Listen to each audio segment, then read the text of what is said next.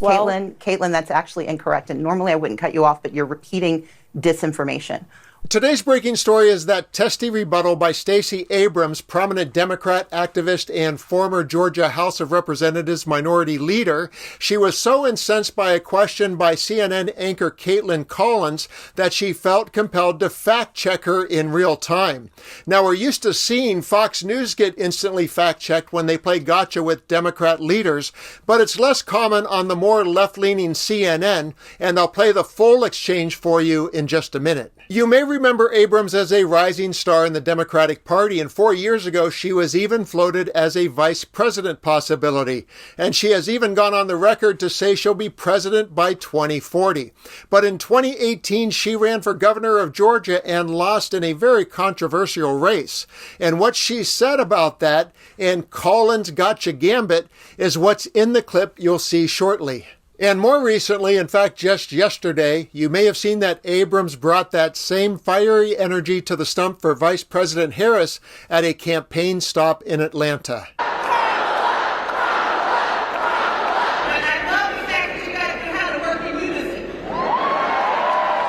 And I'll share a little more of that later, but first, let's return to what led to Abrams confronting Collins. In 2018, Abrams' opponent for the Georgia gubernatorial seat was Georgia's Secretary of State Brian Kemp, who was in charge of elections and voter registration during the election. He was essentially in charge of overseeing his own election, just a crazy conflict of interest. To no one's surprise, Kemp won, and political scientists Michael Bernard and Daniel O'Neill described Kemp's many shady actions in the election as the worst case of voter suppression in that election year. And election law expert Richard L. Hansen called Kemp perhaps the most incompetent state chief elections officer in the 2018 elections, pointing to a number of actions that jeopardized Georgia's election security. And also, to no one's surprise, Abrams felt that she won the election but was robbed of it due to the underhanded voter suppression tactics by Kemp. But in the end, she accepted the results because that's what non-extremists do. But it's that word "won" that's at the heart of her interruption of Collins coming up in a few seconds, and here's how she put the word into context in an interview with the New York Times Magazine. I feel comfortable now saying I won. My larger point is, look, I won because we transformed the electorate.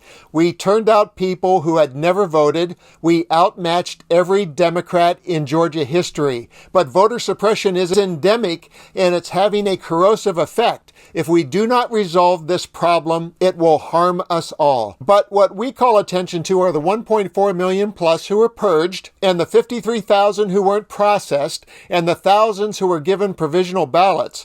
My point is that I believe we have reached a place where those who share my values actually outnumber those who share the values of my opponent.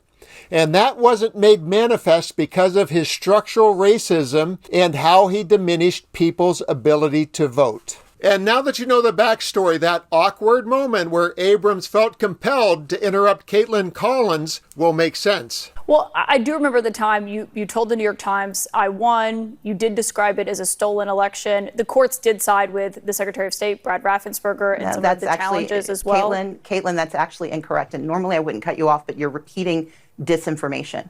What the court said, if you read the entire opinion, was that despite the flaws in the process that we acknowledge, that the courts acknowledge, they were no longer permitted to complete and fix them. They could not correct the mistakes because the law had changed between 2018 and 2022 when the case was finally adjudicated.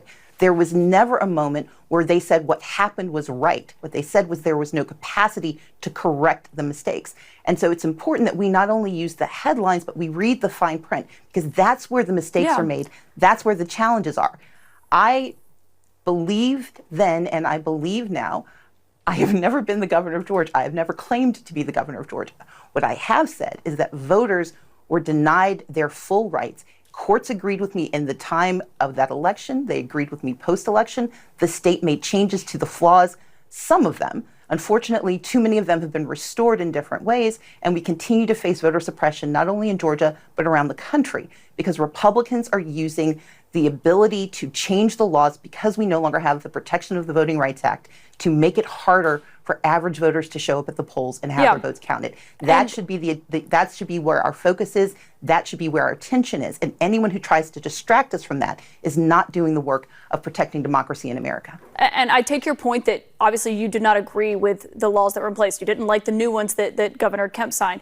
And we do read past the headlines and the fine print. And one of them, the court said that although Georgia's election system is not perfect, the challenged practices violate neither the Constitution nor the Voting Rights Act. And so I just wanted to give you a chance to respond to that, given it is something we've heard from Senator Ted Cruz and others on this show. Stacey Abrams, thank you for your time tonight. Thank you, Kaitlin.